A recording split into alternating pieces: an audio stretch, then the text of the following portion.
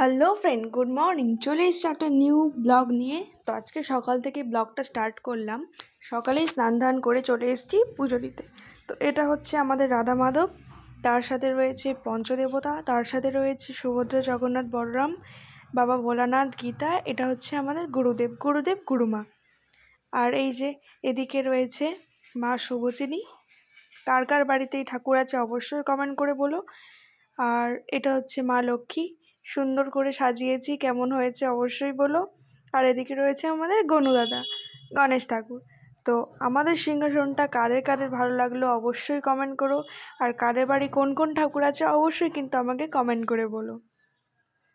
তো আমাদের ঠাকুর ঘরটা এতটাই সুন্দর যে এখানে আসলে একদম মন ভরে যায়। রাধা মাধবকেও কিন্তু সুন্দর করে সাজিয়ে দিয়েছি, কেমন লাগছে কিন্তু অবশ্যই বলো। তো চলো এখানে পুজো টুজো শেষ করি।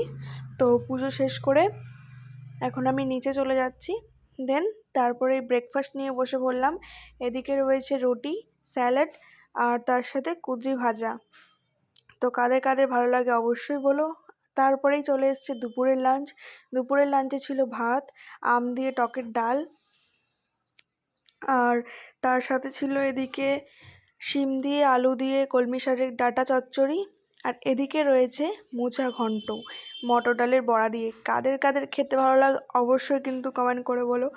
আর তার সাথে ছিল এদিকে ডিম ছিল, ডিমের সাথে চিকেন স্টমাক কারি।